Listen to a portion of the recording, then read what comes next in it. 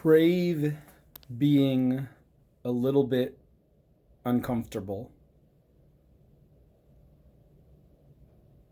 Don't just accept being a little bit uncomfortable. Crave being a little bit uncomfortable every day. A lot of people, a lot of philosophers and wise people have said in different ways, I might not know what the secret to success is, but I can tell you what the secret to failure is, and that's in giving yourself every little comfort that you possibly can. There's a proverb that says, he who loves wine and oil will never be rich.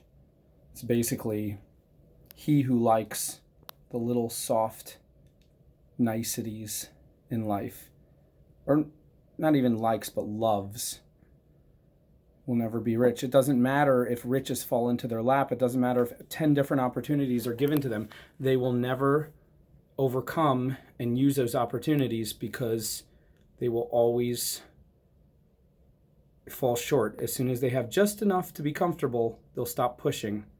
And then when poverty comes, they won't be ready. And because they haven't built up an extra store by pushing and pushing and pushing, even when they didn't need extra.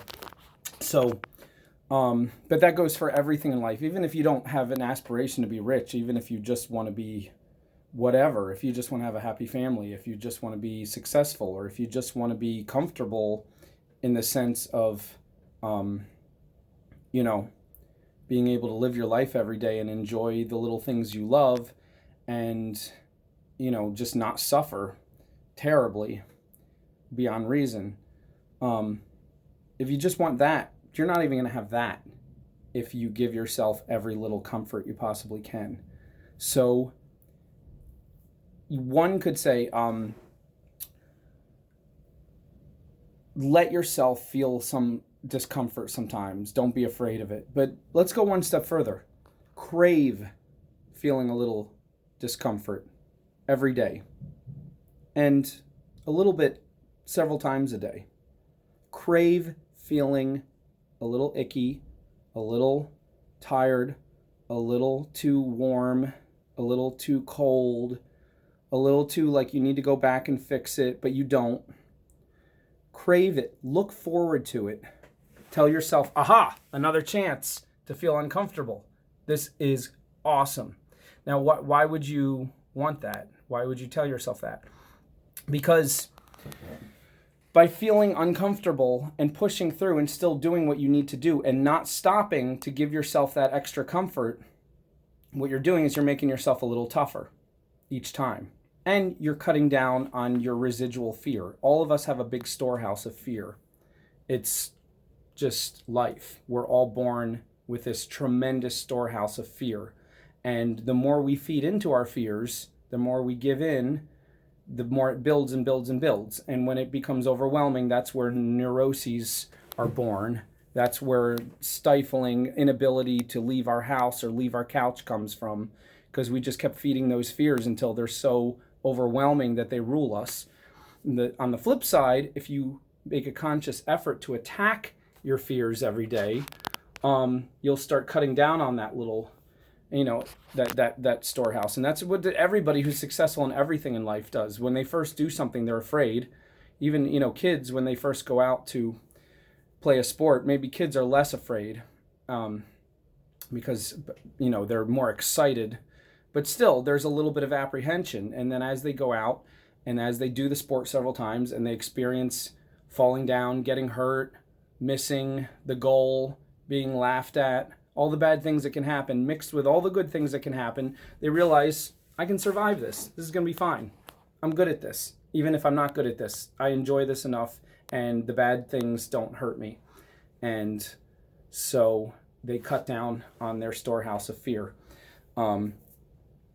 But that's every day, every part of your life. Like people who are obese, they just couldn't take that little bit of discomfort of not having one more cookie. That cookie is giving me more comfort. That third cookie is giving me a little more comfort. That fourth cookie is giving me, the fifth cookie is giving me a little more comfort. And Before you know it, they're bloated and feeling sick, and they can't even do stuff they wanted to do that day. But that's an allegory for everybody. It doesn't have to be, if food might not be your thing, it could be a million different things. You could be afraid of the cold. You could be afraid of waking up early, doing hard work that you don't want to do, doing a task you don't want to do, cleaning a bathroom, or taking apart a lawnmower when you can fix it, but you just don't want to get to it. Doing your taxes, whatever it is for you, rather than putting it off and putting off until you say, oh, I have to do it. Rather than be the person who was only moved by that last minute, oh, now I got to do it or I'm going to be in big trouble. Like when you're a full-time worker, you show up to work every day because you're afraid of your boss. You're afraid of getting fired. You're afraid of huge disasters. So you're moving in fear. And so you do, and when I say you, maybe you're not that way, but a lot of people live that way.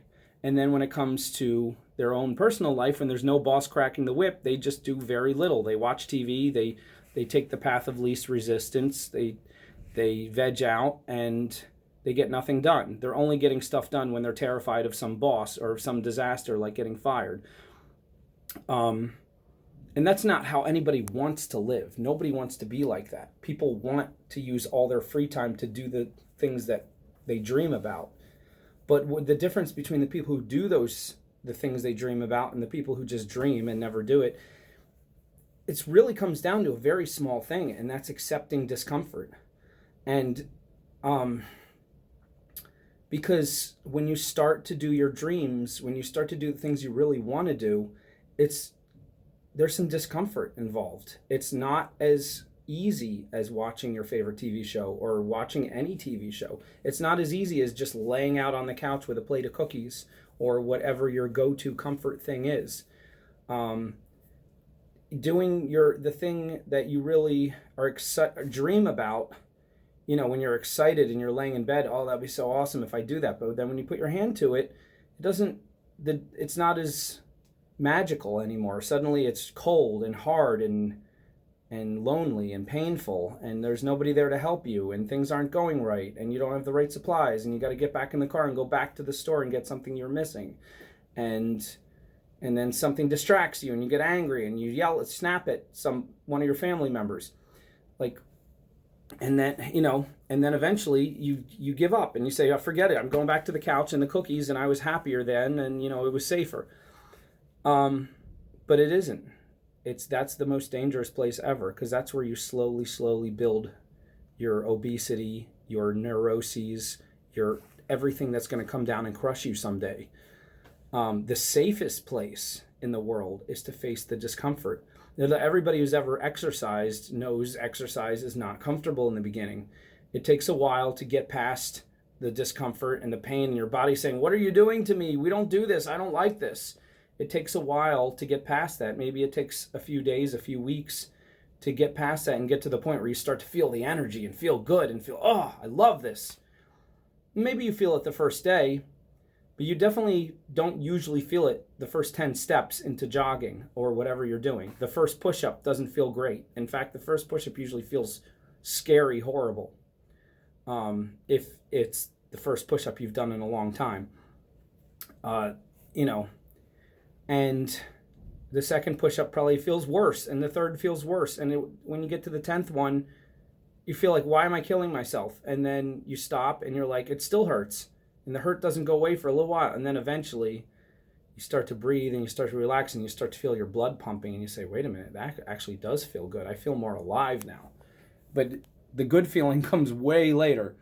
And so this is everything in life. Every day, every day you're confronted with choices. Do I take the easy way out and just leave this half of a mess on the counter? Or do I push through and clean the entire thing even though I really don't feel like cleaning anymore? So again, I'm going to say this over and over again. Rather than say, okay, I accept discomfort because I know that it's good for me. I know that I need to get this done. I know it makes me a little tougher. Crave it. Get excited about it. When you don't get a chance to shower and you have to go out and do a job and you feel icky, or you don't get a chance to change your clothes, or you don't have the right outfit, you're dressed too cold or too warm, and you're not comfortable, and you want to run back and fix it, but that you really are wasting a lot of time by running back, and you could just get it done if you just push through. Count those as points. Count those as like winning. Every time you feel discomfort, don't say to yourself, I need to get through the discomfort to get this thing done.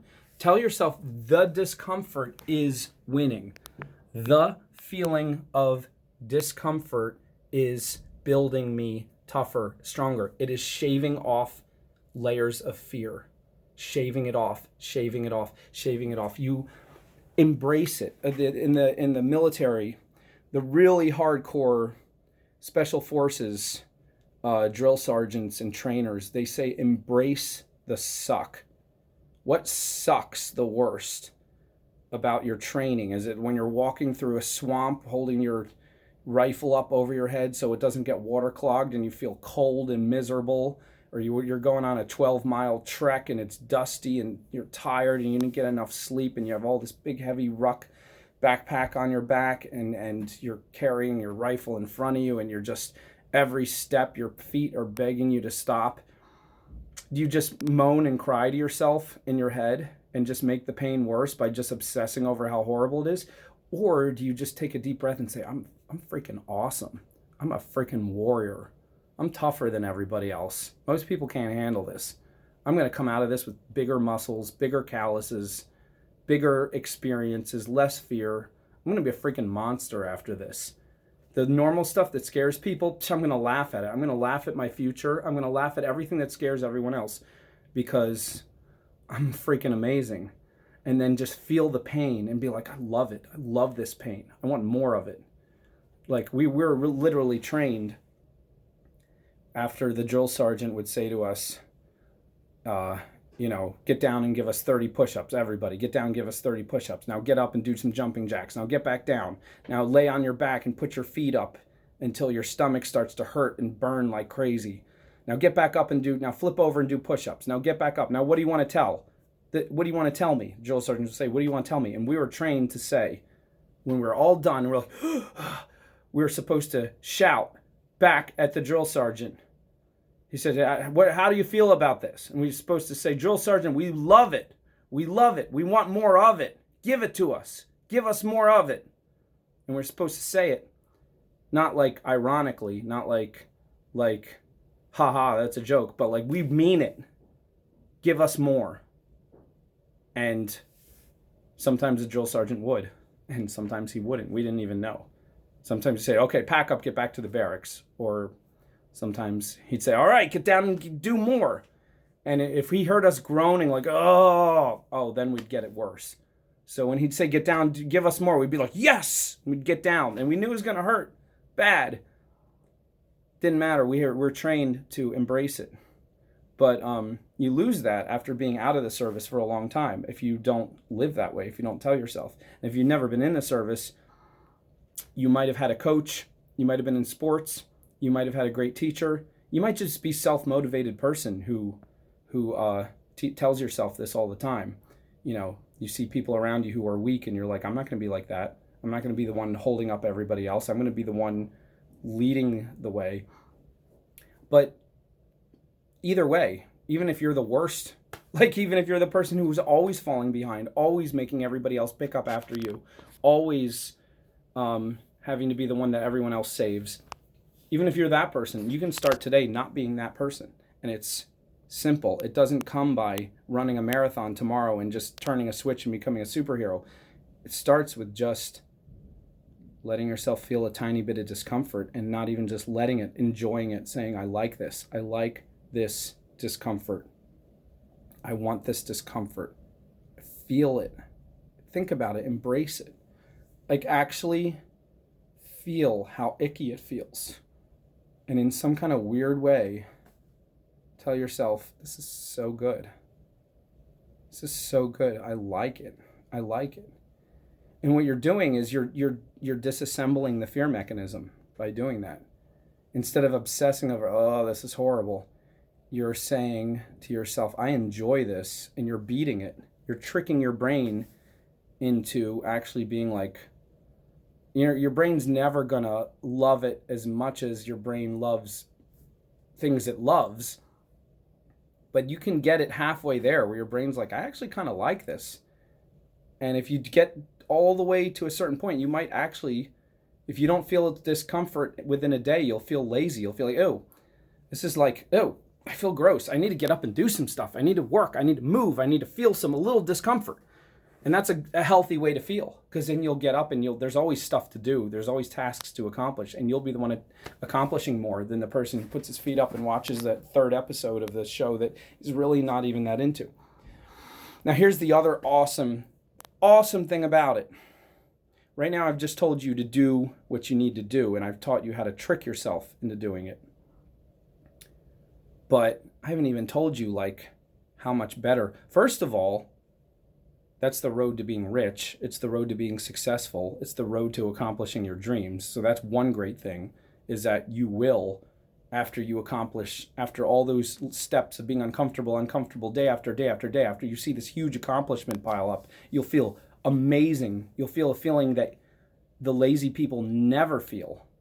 Or if you were lazy your whole life, you've never felt before. This feeling that is so overwhelming, it doesn't make up for 100 times of not getting that cookie. It makes up for 1,000,000 times of not getting that cookie. It's so indescribably better feeling than the best cookie you've ever had in your life.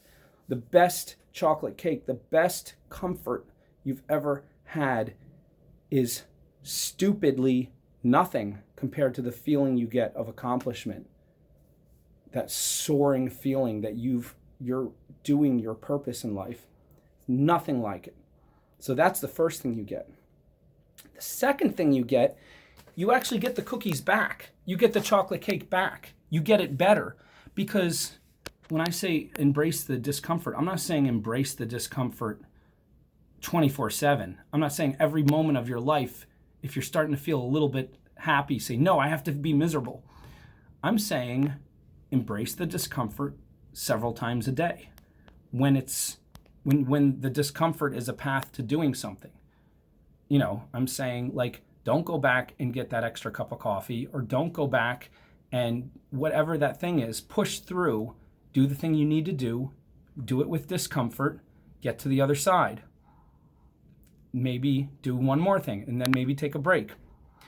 What happens is, when you do these moments of discomfort a little bit each day, a couple times here, a couple times 3 hours later, a couple times 4 hours after that, when you take breaks in between, when you do rest, because you need to rest at some point, when you do finally relax, when you finally look and say, I got 5 things done today, I normally would have done 0.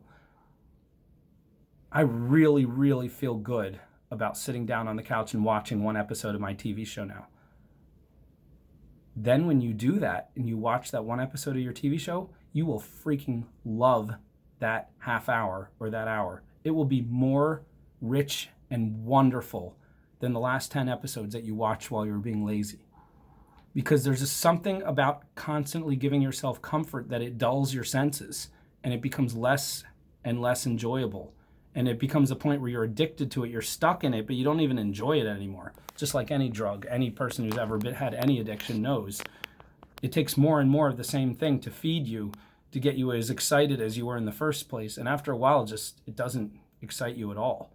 And the flip side is, if you deny yourself a little bit, when you finally give it to yourself, you finally give yourself a little bit of a reward, a little bit of a rest, a little bit of a hot shower, a bubble bath, whatever it is for you, hot tub, anything. When you finally give it to yourself, it is so delicious. It is the deliciousness it was supposed to be in the beginning. That deliciousness you remember from the original first time you tasted that chocolate cake. It comes back as if it's the first time ever, because you earned it and you denied yourself, and now it's so potent, it's so delicious and pure. So you win all over. And you win by doing something very simple and very not a big deal. embrace discomfort a little bit every day, several times a day. That's it. It's easy. It's like the easiest thing. I'm not giving you a 10-point plan to change your life. I'm not giving you a 30-hour workshop on time management. I'm not like, this isn't like 14 things you have to remember. This is one phrase, 2 words: embrace discomfort. And throw on 3 more words that make it even easier: a little bit. Embrace discomfort a little bit. Throw on 2 more words at the end, make it 7 total. Embrace discomfort a little bit each day. Embrace discomfort a little bit each day. 7 words.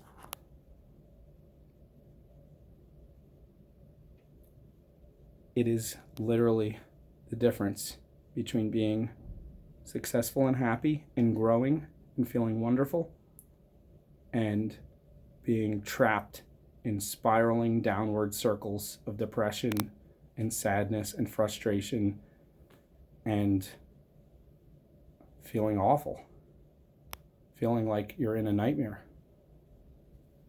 That little tiny bit, that little tiny choice of embracing it or running towards the comfort, that's the difference. That tiny little needle point of a difference of making a decision several times a day. That's it. It's so easy. It's so easy. And you have everything to gain if you embrace the discomfort. And you have everything to lose if you just keep giving yourself every comfort. Everything. Think about that today. Like, write it down. Say it several times with me on the video. Embrace discomfort a little bit each day. That's it. Embrace discomfort a little bit each day. See you guys soon.